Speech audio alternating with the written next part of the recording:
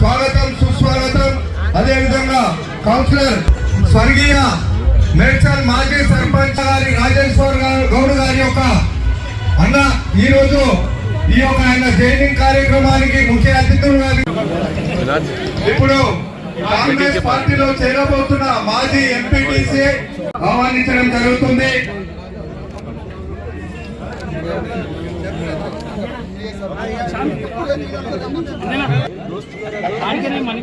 అదేవిధంగా నడిగొప్పు దర్శన్ ముద్దిరాజు గారిని కూడా కాంగ్రెస్ పార్టీలోకి ఆహ్వానించడం జరుగుతుంది. దర్శన్ ముద్దిరాజు నడిగొప్పు వి రమేష్ గారికి కూడా కాంగ్రెస్ పార్టీ ఆహ్వానించడం జరుగుతుంది.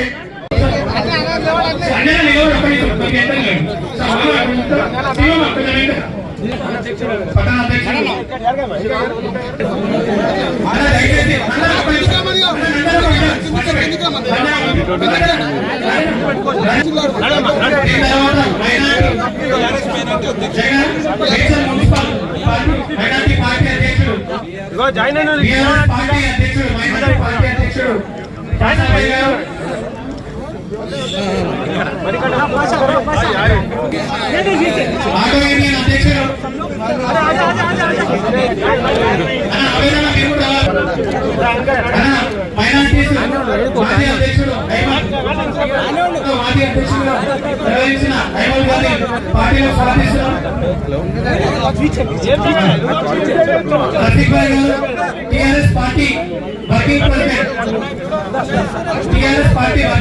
Minority working president Rafiq Bhai గారు,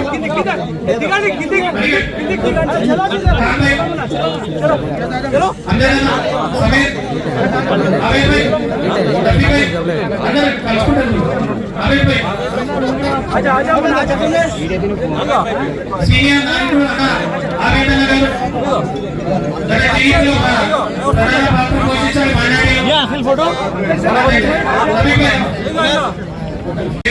మాజీ కుటుంబ సంఘం డిస్ట్రిక్ట్ డైరెక్టర్ అన్నగారి పార్టీలో చేరబోతున్నారు. అన్నగారికి ఘన స్వాగతం పలుకుతున్నాం. మేడ్చల్ మున్సిపల్ తరఫు నుంచి ఖుషీపై చింతరాజన్న కేసీపీలో ఖుషీపై పార్టీలో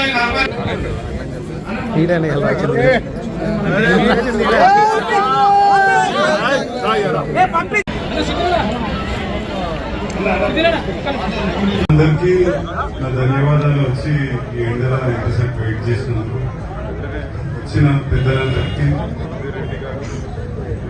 సుధీర్ రెడ్డి గారు, రఘువర్ధన్ రెడ్డి గారు, జయవయ్య గారు, నగర్ గారు, ఇంకా నా ఎంబడి జాయిన్ అవుతున్న అందరికీ, ముస్లిం మైనారిటీస్ అందరికీ ఈరోజు ఫాస్టింగ్ ఉండి కూడా ఇంతసేపు నా గురించి వెయిట్ చేసినందుకు అందరికీ, మన పాషా అంకుల్, కాఫీ అంకుల్, ఉన్న ముస్లిం మైనారిటీస్ అందరికీ, special committee Samanna, Darshan uncle, Ahmed అన్న, వీళ్ళందరూ కూడా ఇంకా మా యూత్ అందరికీ ఇక్కడికి వచ్చి మిగిలిన వాళ్ళు ఎవరైనా చెప్పకుంటే నన్ను క్షమించండి. అందరూ వెయిట్ చేస్తున్నారండి.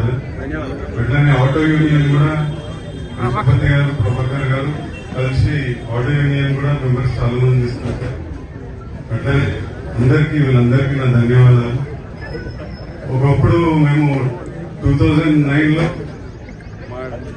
మా డాడీ ఈ నవ తెలంగాణ పార్టీకి సపోర్ట్ చేసినప్పుడు వెంకయ్య గారు కూడా ఉండే, అప్పుడు తెలంగాణ గురించి ఆ పార్టీకి బాగానే సపోర్ట్ చేసారు అందరు కలిసి.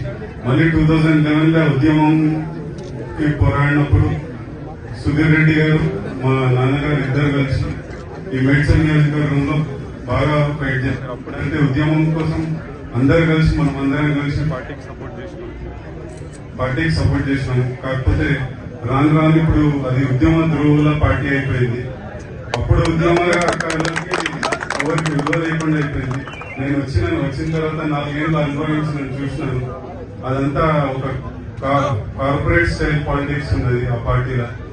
కౌన్సిలర్ సీటుకి ఇంత, చైర్మన్ సీటుకి ఇంత, కార్పొరేటర్ సీటుకి ఇంత, ఇంకా ప్రతి దానికి ఇప్పుడు వాళ్ళ పైన వాళ్ళకి పే చేయాలంటే మీ దగ్గర గుంజాల వద్దా అన్నట్టు ఈడ కూడా అంత మున్సిపల్ లో కూడా అంత అవినీతి జరుగుతున్నది.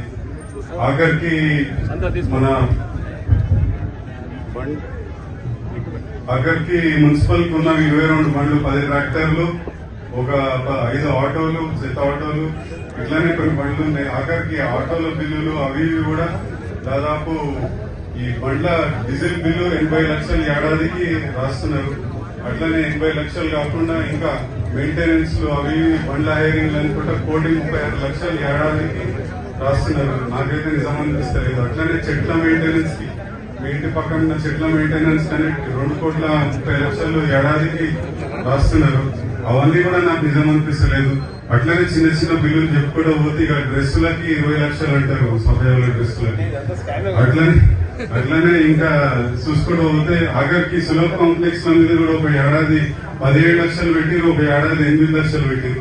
నాకు ఈ అవినీతి అట్లనే ఎవ్వరు ఇల్లు కట్టుకున్నా కానీ వాళ్ళని సతాయించి వాళ్ళని పీడించుకొని పైసలు అడగడం ఈ ఆఫీసర్లు వాళ్ళకి ఎంతగా సపోర్ట్ చేసుకుంటారు. నాకు ఈ అవినీతి పార్టీలో ఉండబుద్ధి కాలేదు. ఇంకా వేరే పార్టీ ఏముందని ఆలోచిస్తే నాకు కాంగ్రెస్ రేవంత్ రెడ్డి గారి నాయకత్వం చాలా నచ్చింది.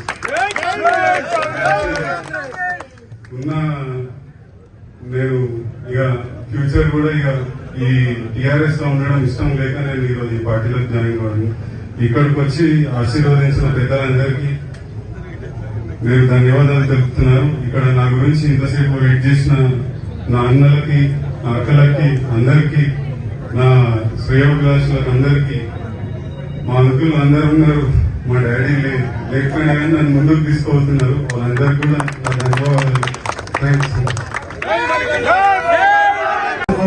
వారికి వారు ఎవరు వచ్చారు మిగతా సోదరులకు, వివిధ సంఘాల నాయకులకు కూడా అభినందనలు, స్వాగతం. చాలా సంతోషం. కాలాతీతమైన ఎండ్ అయింది. అనేక విషయాలు మాట్లాడుతుంది, అవసరం ఉంది. కానీ ఒక్కసారి మనం ఆలోచన చేయాలి. టీఆర్ఎస్ పార్టీలో మల్లారెడ్డి గారు ఈ ప్రాంత శాసనసభ్యులుగా, మంత్రిగా ఉండి ఏం చేసిండో ఒకసారి ఆలోచన చేయండి. కాంగ్రెస్ పార్టీ పేదల ప్రతినిధి ఇందిరాగాంధీ జమానాలో మరి పేదలకు ఇల్లు కట్టించింది, భూములు వచ్చింది, రాజభవనాలు రద్దు చేసింది. వాళ్ళు త్యాగం చేశారు ఈ దేశాని కోసం. మరి ఇందిరాగాంధీ ప్రాణం పోగొట్టుకున్నది. ప్రాణం పోగొట్టుకున్న తర్వాతనే రాజీవ్ గాంధీ అధికారంలోకి వచ్చిండు. వారు కూడా దేశం కోసం ప్రాణం పోగొట్టుకున్నారు. ఆ తర్వాత సోనియా గాంధీ మరి కాంగ్రెస్ పార్టీ అధ్యక్షురాలుగా అయిన తర్వాత మరి మన్మోహన్ సింగ్ గారిని ముఖ్యమంత్రిగా చేసి, ప్రధానమంత్రిగా చేసి 10 సంవత్సరాలు పరిపాలన చేశారు. వాళ్ళు కావాలంటే ప్రధానమంత్రి కావచ్చు, కానీ వాళ్ళకి స్వార్థం లేదు. దేశం ముఖ్యం, ప్రజలు ముఖ్యం.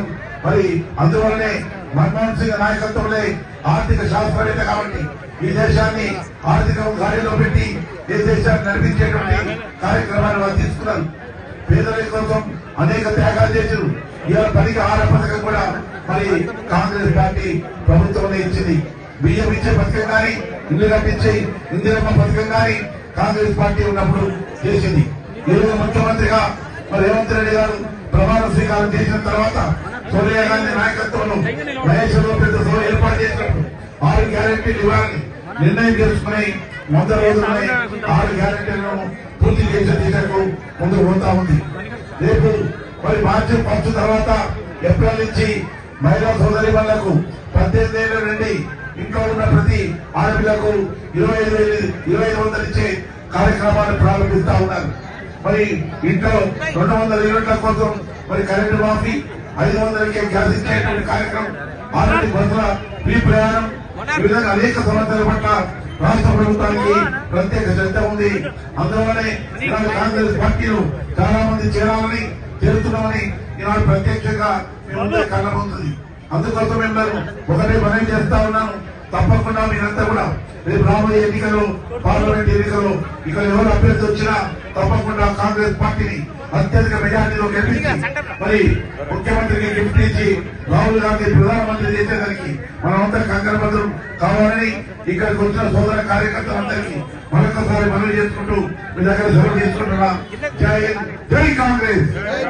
రేవంత్ రెడ్డి గారు పాపాలన్నీ కనుక్కున్న తర్వాత నీ పాపాలు మొత్తం కనుక్కొని నీ పాపపు సొమ్ము ఎవరెవరి దగ్గర ప్రజల దగ్గర గుంజుకున్నావో ఈనాడు ఇదే నియోజకవర్గంలో డిగ్రీ కాలేజ్ లేదని చెప్పి ఎన్నికలప్పుడు చెప్పిన నేను.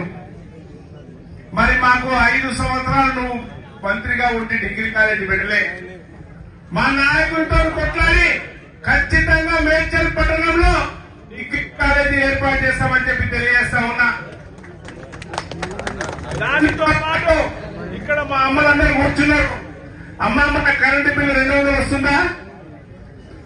200 యూనిట్ల ఫ్రీ వస్తుందా? అమ్మా ఫ్రీ వస్తున్న అందరూ ఒకసారి చేయలేపుడే. మాకు 200 రూపాయలు ఫ్రీ యూనిట్ కరెంటు ఫ్రీ వస్తుంది. దానితో పాటు మీ అకౌంట్ రేపు మనమందరం అంటా ఉన్నాం. ఈ కార్యక్రమం నిర్వహించుకోవడానికి కారణం ఏంటంటే మేడ్చల్ పట్టణంలో సుదీర్ఘ రాజకీయాల్లో ఉన్నటువంటి చింతరాజు గారు ఎంతో పేరు ప్రఖ్యాతులు గాంచాడు. ఈ పట్టణానికి సర్పంచ్ గా ఎన్నో సేవలు అందించాడు.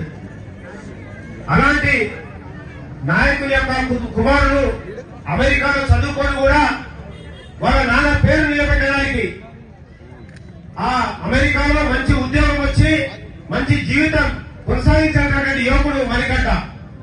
మరి ఆ వదులుకొని తండ్రి ఆశయ సాధన కోసం ఈరోజు రాజకీయాలకు వచ్చి మరి అతి పెద్ద మెజార్టీతో కౌన్సిలర్ గా గెలిచినటువంటి యువ నాయకుడు తమ్ముడు మణికంఠ.